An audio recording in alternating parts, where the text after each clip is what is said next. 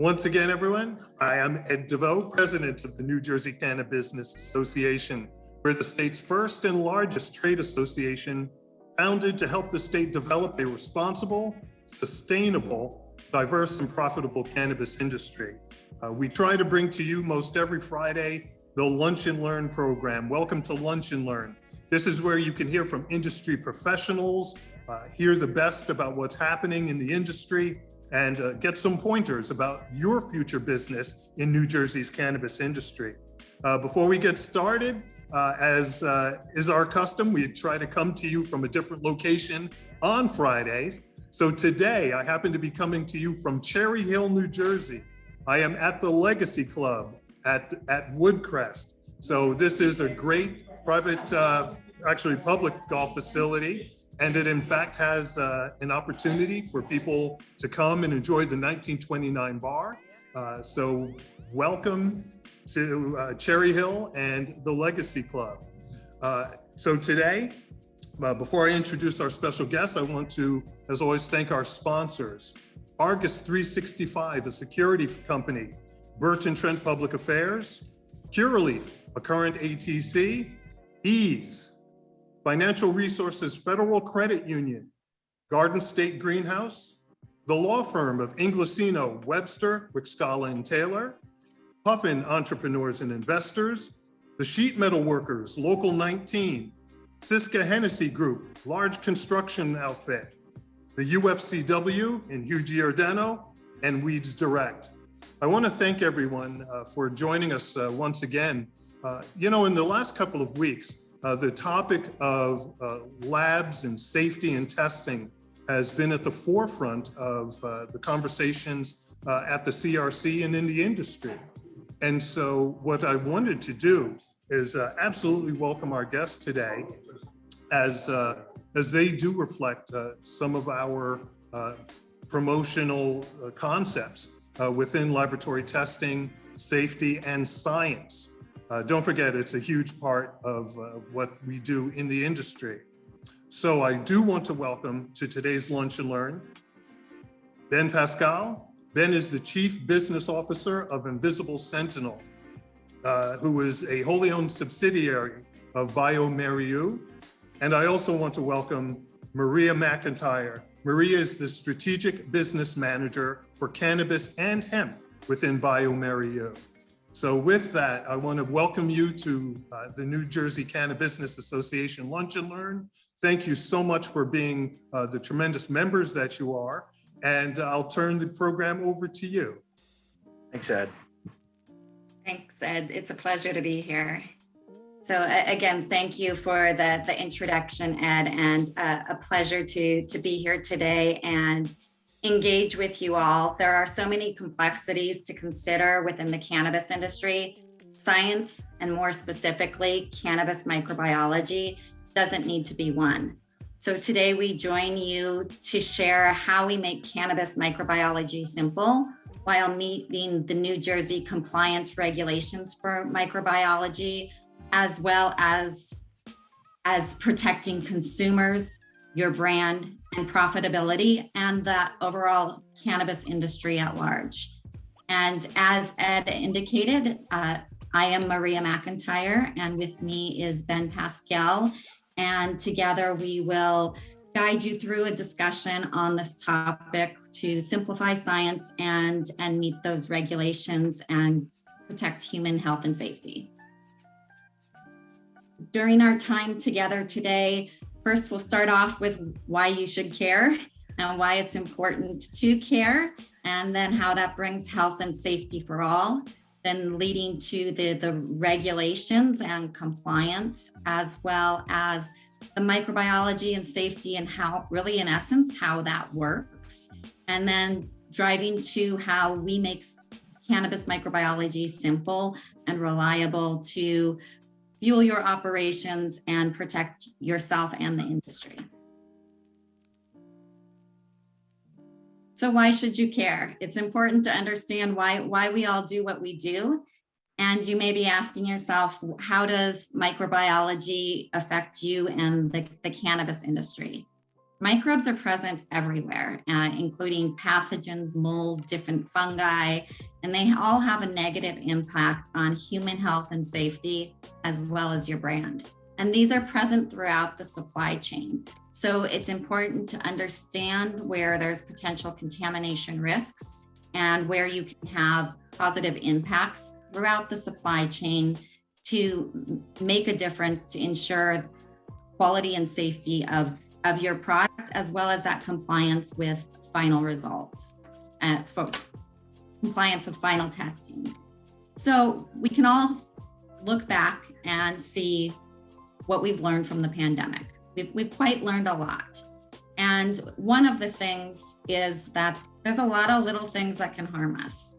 And the COVID-19 being one of them, but also the small changes that we can make with COVID to make a big difference. So if we think of these impacts as simple as wearing a mask or hand washing, vaccinations, they all fuel the greater impact of COVID to us in our community. And it's similar with cannabis and cannabis microbiology specifically. There's a lot of little things, microbiology, that can harm you or your consumers and your brand, but there's also steps that you can take to mitigate those to build better quality and safety for the industry. So in simple terms, microbiology is the study of living organisms that are too small for us to see. It includes a lot of different groups, as you can see here, bacteria and fungi really being the primary focus for our conversation today. Microbes are all around us, and they can benefit us, but the ones we're focusing on are the ones that can be harmful or even deadly to our community and to the industry. And as well as to human consumption, there's also an impact it can have on product quality as well. And so which microbes can grow in this environment?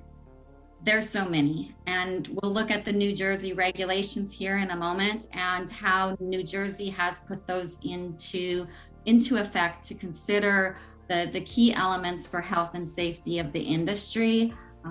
This is an agricultural product, and as we see with all agriculture products, the microbes are present throughout the supply chain, and to look and identify the key challenge points along the way that can impact the local business and the cultivation sites, as well as human health and safety, and that greater industry is certainly impactful here. And again, there's a lot of potential risks out there. So for one instance, Aspergillus is at a case in point. So it has an extreme negative impact on human health, and it is one element to consider in cannabis safety.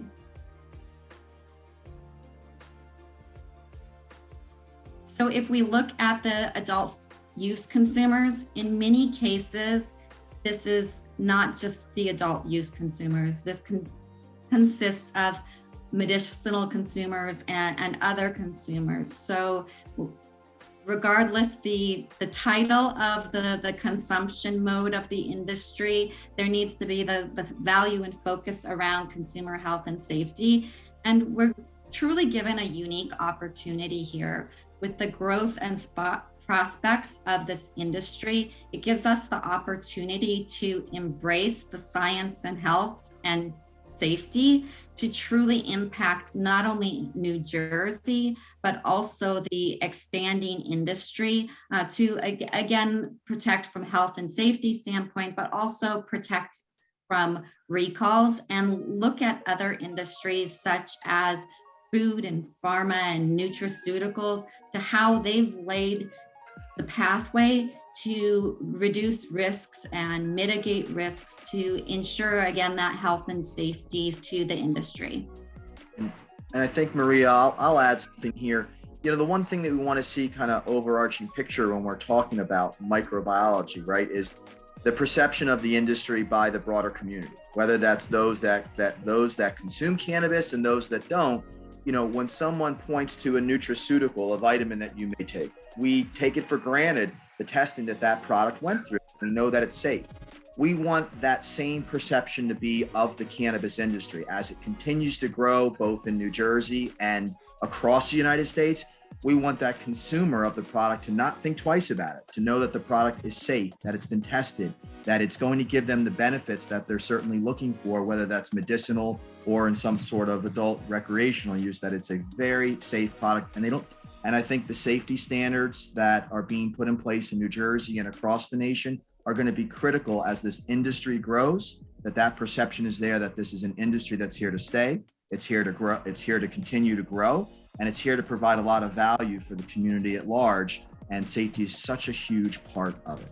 And then to continue on with safety and the notion of we don't know who truly is consuming the product. There's a vast array of consumers out there, from adult use to immunocompromised to children, and to truly protect everyone and grow and keep the industry safe. The regulations such as put forth in New Jersey and many other states are setting that pathway to protect the consumers, to reduce or eliminate recalls, and really create that supply chain and safety and industry that benchmarks here. And so in terms of compliance testing to meet regulations, protecting your brand, in New Jersey specifically, there's a few things, and things move fast and change rapidly within this industry. And so this was a point in time very recently, but please, if something's changed within the last few hours, it may not be reflected in this slide here. But New Jersey for microbiology, they are really using the Maryland regulations as a benchmark. And with that, they separate out the type of products, and the risk factors associated with them. So there's two categories: flour and processed go together in the same mode of testing, and then edibles, because of the differences in processes and additional risks through processing and mode of consumption, edibles fall into a different category. But then they also fall into two types of categories of testing, one being pathogenic, so your Salmonella and your E. coli, and the other being threshold testing or quality indicator testing, more specific around aerobic counts and yeast and mold and coliforms. And all of these have a threshold of acceptance. So you can see the different limits here on the screen as well. It's noteworthy to indicate as well that New Jersey recognizes the value of AOAC and the function of that group looking at methods and confirming a fit for purpose and the science behind those assays, as it is a requirement in New Jersey for compliance labs to use an AOAC approved method. I think it's just important to note on AOAC, for those not familiar, the same methods that are being used in industrial microbiology for ensuring that ice cream is free from listeria, for instance, right? Those methods are being independently evaluated by labs designated by AOAC, being put through the process from AOAC to gain that licensure from AOAC. So it's the same organization that's ensuring the safety of many of the nutraceuticals and foods that we consume on a daily basis. And I think it's certainly kudos to New Jersey for recognizing the importance of having this for methods being used. Certainly critical, and it's important to know how to further protect your brand and your business and to simplify science.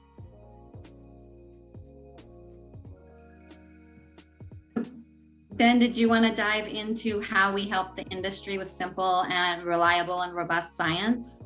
100%. Thanks, Maria. So we'll do a little transition here, and I'll pick up Maria wanted to just introduce again why the microbiology is important based on risk associated with growing an agricultural product like cannabis, or processing that and making a more of a value add from that cannabis product into some of the edibles, tinctures, and oils, things of that nature. What we wanted to discuss a little bit was some of the tools that we offer to the market. bioMérieux has been around for decades. It's a global microbiology leader. And we work with many products that are similar to cannabis: hops, plant-like matrices, herbs, spices, that can be very complicated to test when you're looking for microbes. And so one of the things we said is, look, as the industry continues to grow, it's important that, as I said earlier, that the public has a very good perception and that the products that are being put out by the cannabis market are as safe as possible, right? If we ensure the safety of these products, you're never going to get that black mark from some issue that happens, which could taint the entire industry. We don't want that, right? We want to see this industry flourish and grow into into such a national industry as it's becoming. So, one thing that we did at bioMérieux is always looking at that science-first approach, right? Taking our methodologies, making sure that not only they can detect these microbes, but they can detect these microbes in the context of in the context of cannabis, or in the context of certain other products that are made from cannabis, right? Every single time in a repeatable fashion. And importantly, that someone who might not have the full molecular background or the full lab expertise can still run this method and get repeatable, reliable results. And it's very simple for them to demonstrate their proficiency to the state. So we've got a host of tools that we've built. And if you want to go to the next slide, Maria, we'll talk about it. So when we approached the industry, we looked at some of the different pathogens that are out there and associated with cannabis. And we've got several solutions that we offer, again, all validated in the context of cannabis and hemp, across different matrices within cannabis and hemp, and all have been subject to going through the rigor of an AOAC validation and approval. And we think that's very important. Again, we always look to put our money where our mouth is, and we say, let that independent validation demonstrate the effectiveness of our products. So we've got a molecular solution called GeneUp that we utilize not only in the food industry, but we brought here, and we developed a series of technologies through our custom solutions program, to a series of solutions for things like Aspergillus, for things like Salmonella and STEC, so that we could run very fast. When you're going to a molecular method, speed is critical for laboratories, and speed is critical for a grower trying to get their product to market. So when we're looking for a conserved gene of an organism, speed in the sense of molecular means we're getting faster time to results. We also often have much greater specificity. So we wanted to partner with industry experts like the Westerdijk Fungal Biodiversity Institute in the Netherlands to help us build a better assay to target certain funguses, fungi, associated with cannabis. We also wanted to build a series of assays on our molecular methods that don't rely on extensive sample preparation or DNA extraction, but certainly don't sacrifice, again, on specificity or speed of the assay. We have a tempo solution. So when we're looking for organisms and we want to certainly demonstrate quantifiable levels of those organisms with regards to general indicators like yeast and mold, or aerobic plate count, or total coliform, we've got a system called Tempo that we built that allows for a much more automated process, yet still targets viable organisms that may be present in or on the cannabis.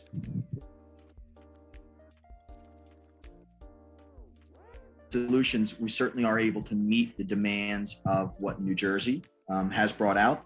We work with dozens of laboratories across the United States, and we've been able to tailor a lot of our solutions to meet those needs that the state obviously requires. So, we always say simple, and everyone out there is going to say simple with their microbiology methods. We have gotten so good at what we do, right? I am showing you the method here and educating you on it. You have a simple enrichment, and from that enrichment, you'll actually transfer some of that liquid into a little pre-contained tube. So this would be, for instance, our STEC and Salmonella test. So For E. coli, for Salmonella, I can take my plant, put it into a media that allows it to grow. And after 24 hours, I can transfer some of that liquid in that bag with the cannabis into this self-contained tube. 5 minutes later, I'm taking some of that sample after it's been shaken on a vortex, and I'm putting that into our thermocycler. And on our thermocycler, after it cycles, it laboratory's computer. But for those of you on the phone, I just taught you the entire method. We put our sample in a bag with some enriched culture, we incubate 24 hours, we transfer an aliquot to a pre-contained tube. We then have to shake 5 minutes. We transfer that solution to our PCR tube, which is all self-contained. There's no need to make your master mix, which can get complicated for someone who doesn't have all of those skills, and importantly, could introduce error into the method. We want to make it simple. We want to ensure safety. We want to make sure there aren't laboratory errors. And by having an elegant, simple system like this, we assure that for all of our laboratories. So that's the method for here. And I'm going to go into a little more details on something that helps to meet some of the requirements for New Jersey. So how do we make it even simpler? Well, we bundle tests together. So we have a Salmonella and Shiga toxin E. coli test all as one. This ability to, in the industry, they use the term multiplexing. This ability to multiplex and have an assay like this that has a simple enrichment. Both tests are detected in one tube, right? Makes things much more efficient when you get rid of your traditional DNA extraction. For the many of you out there, right, who might not be familiar with molecular, when you have to go through a conventional molecular method, you're doing a full-scale DNA extraction and purification. You can't go from your cannabis that's been in a bag to be able to detect our bug and go right into your system that detects the pathogen. You've got to go through a 45-minute, an hour-long sample preparation. With the technology we've built, we've been able to bypass all of those conventional standards that you would see with a molecular method, right? Without, again, sacrificing on specificity or sensitivity of the assay. And that's critical to keep the equivalency to the gold standard so that we, again, safety is what we always say. But what that does for a lab is it makes things so much more efficient for the laboratory, right?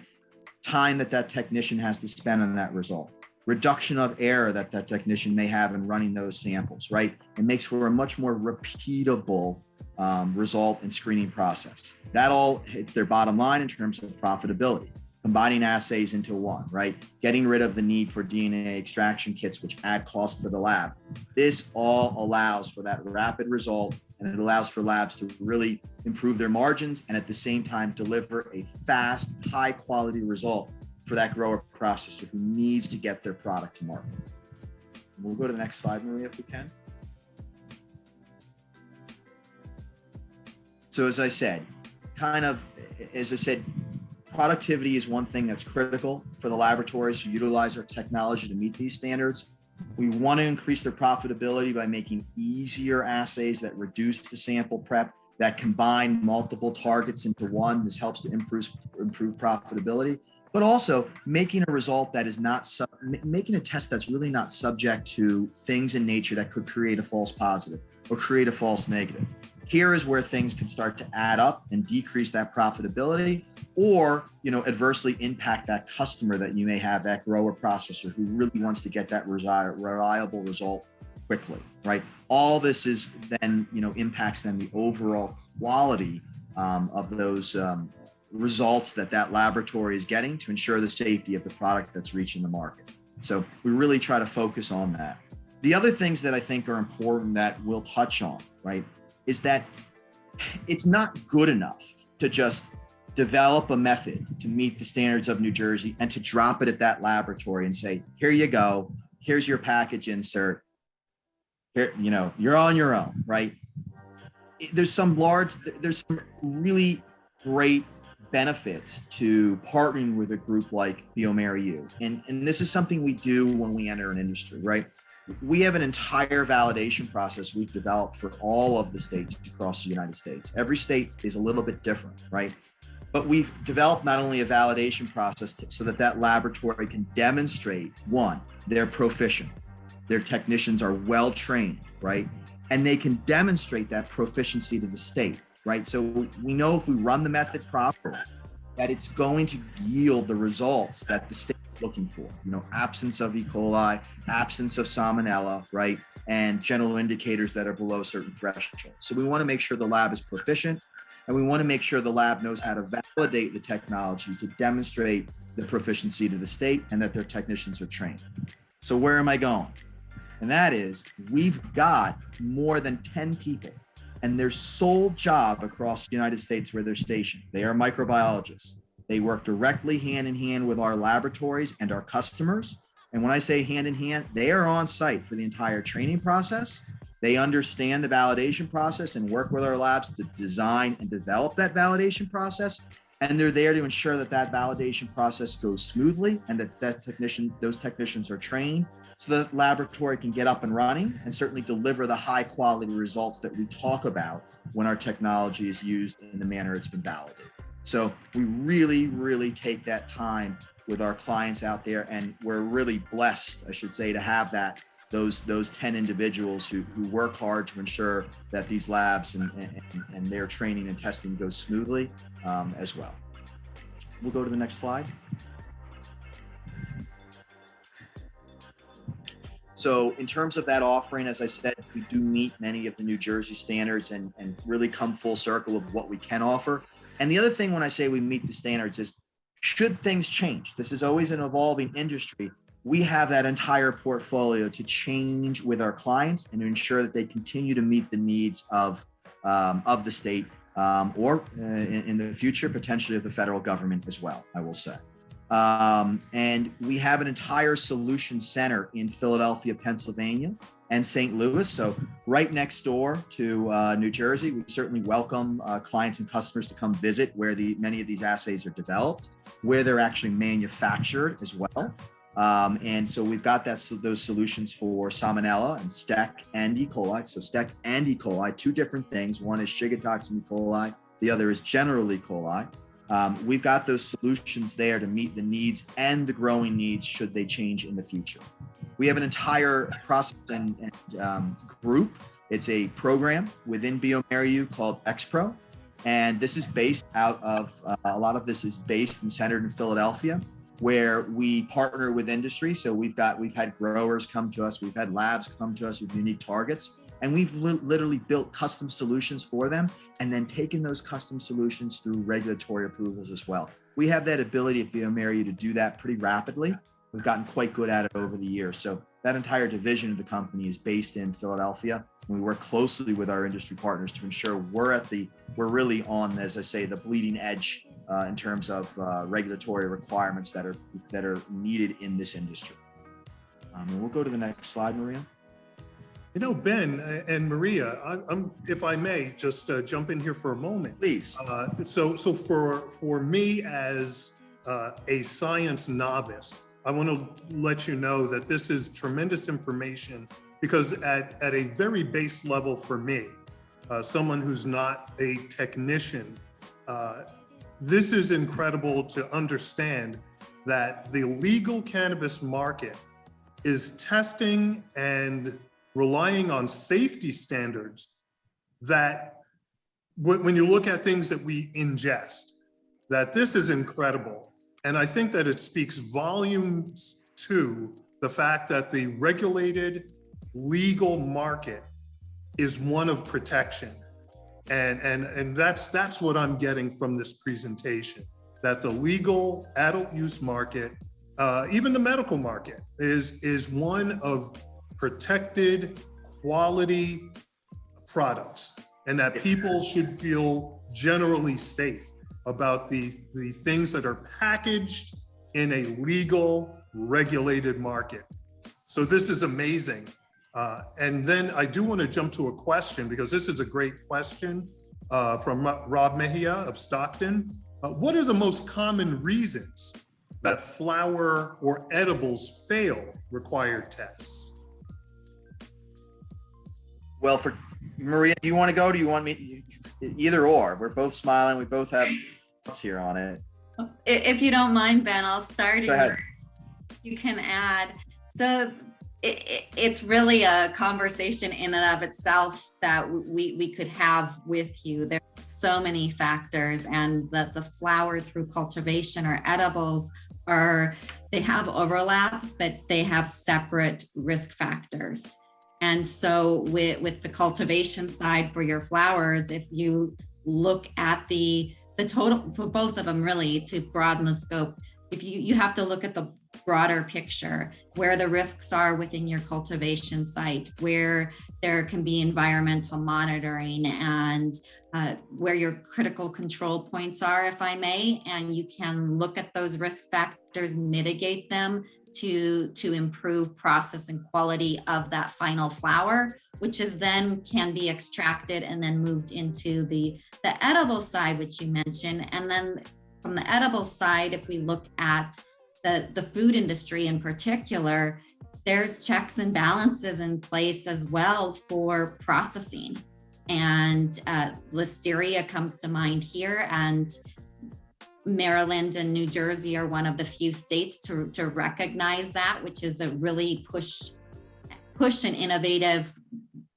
innovation forward for health and safety from the consumer standpoint. But happy to have an expanded conversation with you on the side as well of additional factors. And Ben, please add. Yeah, no, I agree with everything Maria says. Certainly we see, if you're just talking micro, right? We're not talking about things like pesticides or heavy metals. But if you're just talking micro, we tend to see yeast and mold failures quite a bit. It's the nature of a product and the way it's dried and processed. Certainly on Aspergillus, it's not a requirement in Pennsylvania, but it is a very, there are some species that are quite pathogenic, and we tend to see failures there. But again, when the product isn't processed properly, right? It's a safety thing. We have plenty of grower processors that we work with that rarely see hits for these products, and they put really good plans in place to ensure that these pathogens aren't there. They're doing the right thing, right? This testing, it forces the industry to be more compliant and to think more, right, about how can we ensure that our products are safe so that when they get tested by the lab, they don't fail, right? So it's even more important in this industry, I'll say, given you've got, 40, 50% of the people who are taking this product, it's medicinal for them. And many of them are immunocompromised. So you don't have that necessarily with, chicken that you have the opportunity to cook. But here you've got a large immunocompromised population. So we've got to make sure that it's as safe as possible, even more so. Okay. We have a few slides left, and then we'd be certainly happy to open it up to some questions. We always say about bioMérieux, we're very proud of the technology we developed, and certainly are proud of our ability to innovate rapidly out of our centers in St. Louis, and importantly with our X-Pro division in Philadelphia. We are scientifically proven. We don't know how to design an assay without going through a regulatory approval process, right? That's it. How could you put an assay on the market that hasn't gone through an independent validation is what we ask always. We have global support. We have 24/7 technical support out of St. Louis. So it helps given the size and scale and all of the team members. We've got an incredible group of folks that we call our field application specialists and technical sales managers. These are the folks I mentioned that help with the training, but importantly, the validation, implementation, and helping you demonstrate and ensure your lab is proficient in running these validated methods. They're easy to use. Ed, I trained you on here how to use the one method. That's it. You're done. You're ready to roll. We're very proud of those solutions that we build. So I think we can go to the next slide and just to add, as we're bringing slides here, we're with you along the way. With anything, it's a journey. With the startup, the implementation, the routine, and that hand-in-hand dynamic certainly helps us help you. Yeah, certainly does. And I think we've said this, and we'll just say it. We really believe in those regulations and the way we validate the method. They are all made to be simple without the DNA extraction sample processing steps that you would see with a conventional microbiological, without a conventional molecular methodology. And it's all about protecting not only the brand of the grower processor, but also the brand in New Jersey, right? That the cannabis is safe and that it is an effective product. So it's both. And I think the third facet, as I've touched on it, is the brand in the United States. We want to see this market flourish and grow. And the last thing we want is to put unsafe product out there that gets traced back to cannabis. We just don't want it. And we certainly would like to thank you, my colleague Maria. She really drives a lot of this. She's been tremendous in being a partner to so many of our customers out there. I'm along for the ride with Maria, but and here to support. But she's really just been just an incredible partner and helping this industry thrive and grow. That has been an amazing presentation, guys. Thank you so much. Again, as a layperson, and please keep this slide up so that our guests can either take a picture of it or write down your information. So please keep this up. This is very important. I want to thank you, Ben and Maria, for taking the time to speak with us about this topic. Again, as a layperson, knowing that there is this shield of safety around this ingestible, around this product is amazing. And the time and effort that you invest, this is clearly a major investment on the part of bioMérieux and the equipment that you have to have in place. Clearly, this is something that's not going to go into a 3,000 square foot facility, right? This is something that as operators, and this is why we have Lunch and Learn. I want our future operators to understand that this is critical, this is important, and that they need to be in touch with people like you. They need to be in touch with companies like yourselves in order to be successful.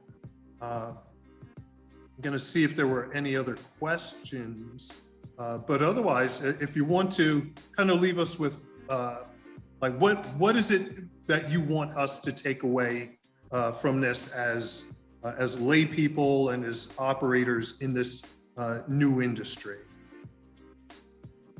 So for starters, microbiology holds a lot of risks, and to have safe products for the industry, not only in New Jersey, to also be that reflection forward to the nation and beyond to build the industry, it's imperative we take the science first approach and have strong regulations in place as those continue to roll out throughout the nation to protect the health and safety of the industry. So no one consuming or knowing a friend or family member that consumes has to have the risk or the challenges there at the front of mind. We want that to be taken care of so that consumers and the industry has the peace of mind that science and the simplicity of science really fuels forward that safety for individuals, brand, and the industry.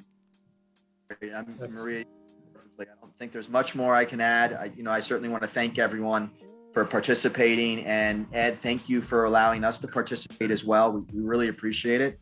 Look forward to supporting the state of New Jersey as the industry grows. It's certainly an exciting time with some of the new rules and regulations in New Jersey, but bioMérieux is a partner. Everyone will say that to you, but when you look at the labs that we work with, when you look at the grow facilities we work with, I think we've done a phenomenal job as a team learning from those sites, but ensuring that they meet the regulations and that these industries, as I always say, flourish across the United States and for the consumers as well.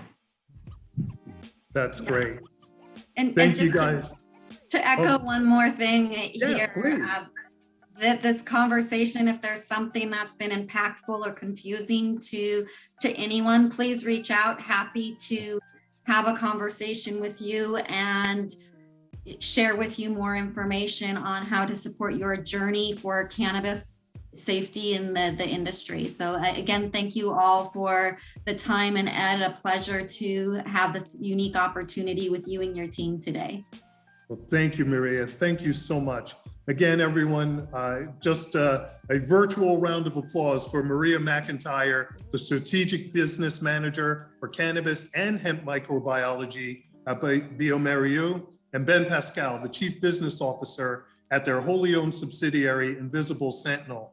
I want to thank you all for joining us at our Lunch and Learn. I want to thank our sponsors, Argus 365, a security company, Burton, Trent Public Affairs, Curaleaf, a current ATC, Eaze, Financial Resources Federal Credit Union, Garden State Greenhouse, the law firm of Inglesino, Webster, Wyciskala, and Taylor, Puffin Entrepreneurs and Investors, Sheet Metal Workers, Local 19, Syska Hennessy Construction Group, the UFCW in Giordano, and Weeds Direct. Thank you all so much for joining us. Thanks to the Legacy Club in Cherry Hill,